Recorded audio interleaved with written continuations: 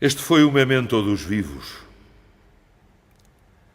Acabo com o memento dos mortos. Aos vivos disse: lembre-se o pó levantado que há de ser pó caído. Aos mortos digo: lembre-se o pó caído que há de ser pó levantado. Ninguém morre para estar sempre morto. Por isso a morte nas Escrituras se chama sono. Os vivos caem em terra com o sono da morte. Os mortos jazem na sepultura, dormindo, sem movimento nem sentido, aquele profundo e dilatado letargo. Mas quando o pregão da trombeta final os chamar a juízo, todos hão de acordar e levantar-se outra vez. Então dirá cada um com David: Ego dormivi et soporatus sum et exsurrexi. Lembre-se, pois, o pó caído que há de ser pó levantado. Este segundo memento é muito mais terrível que o primeiro. Aos vivos disse: Memento homo quia pulvis es et in pulverem reverteris. Aos mortos digo com as palavras trocadas, mas com sentido igualmente verdadeiro: Memento pulvis quia homo es et in hominem reverteris. Lembra-te, pó, que és homem e que em homem te hás de tornar. Os que me ouviram já sabem que cada um é o que foi e o que há de ser. Tu que jazes nessa sepultura, sabe-o agora. Eu vivo, tu estás morto. Eu falo, tu estás mudo. Mas assim como eu, sendo homem, porque fui pó e hei de tornar a ser pó, sou pó, assim tu, sendo pó, porque foste homem e hás de tornar a ser homem, és homem. Morre a águia, morre a fénis, mas a águia morta não é a águia, a fénis morta é a fénis. E porquê? A águia morta não é águia porque foi águia, mas não há de tornar a ser águia.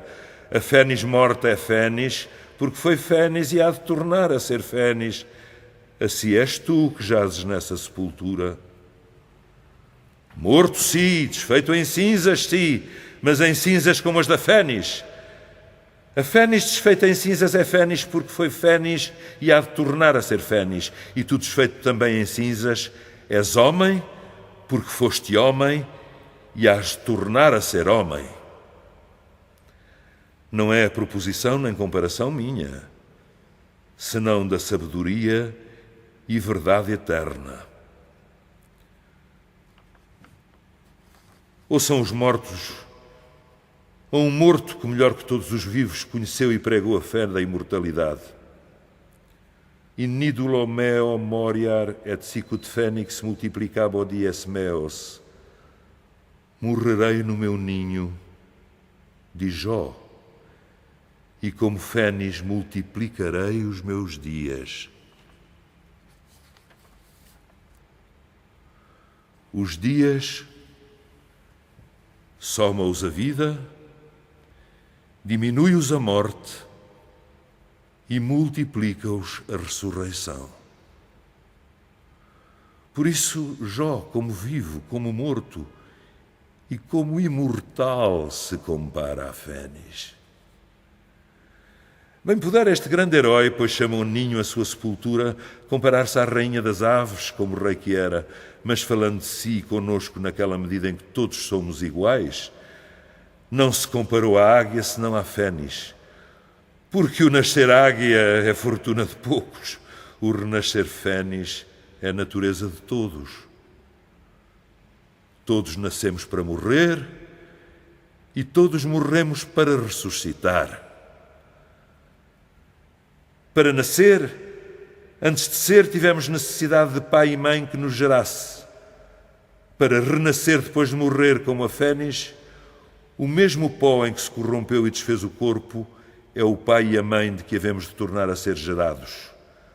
Putredini dixi pater meus es mater mea et soror mea vermibus. Sendo, pois, igualmente certa esta segunda metamorfose como a primeira, preguemos também aos mortos, como pregou Ezequiel, para que nos ouçam mortos e vivos. Se dissemos aos vivos, lembra-te, homem, que és pó, porque foste pó e has de tornar a ser pó, brademos com a mesma verdade aos mortos, que já são pó. Lembra-te, pó, que és homem, porque foste homem e has de tornar a ser homem. Memento pulvis quia homo es, et in hominem reverteris. Senhores meus, não seja isto cerimónia. Falemos muito seriamente que o dia é disso. Ou queremos que somos imortais ou não. Se o homem acaba com o pó, não tenho que dizer, mas se o pó há de tornar a ser homem, não sei o que vos diga, nem o que me diga. A mim não me faz medo o pó que há de ser. Faz-me medo o que há de ser o pó. Eu não temo na morte a morte, temo a imortalidade. Eu não temo hoje o dia de cinza, temo hoje o dia de Páscoa, porque sei que hei de ressuscitar, porque sei que hei de viver para sempre, porque sei que me esperam a eternidade, ou no céu, ou no inferno. Scio enim quod redemptor meus vivit, et in novissimo die de terra surrecturus sum. Scio diz, notai, não diz creio, senão scio, sei. Porque a verdade e certeza da imortalidade do homem não só é fé, senão também ciência. Por ciência e por razão natural a conheceram Platão, Aristóteles e tantos outros filósofos gentios, mas que importava que não alcançasse a razão onde está a fé? Que importa é a autoridade dos homens onde está o testemunho de Deus? O pó daquela sepultura está clamando, de terra surrecturus sum, et rursum circundabur pelle mea, et in carne mea videbunt deum meum, quem vissurus sum ego ipse, et oculi mei conspecturi sunt, et non alius. Este homem, este corpo, estes ossos, esta carne, esta pele, estes olhos, este eu e não outro, é o que há de morrer, sim, mas reviver e ressuscitar à imortalidade. Mortal até o pó, mas depois do pó, imortal. Credis hoc, utique Domine. Pois que efeito faz em nós este conhecimento da morte e esta fé da imortalidade? Quando considero na vida que se usa, acho que nem vivemos como mortais, nem vivemos como imortais.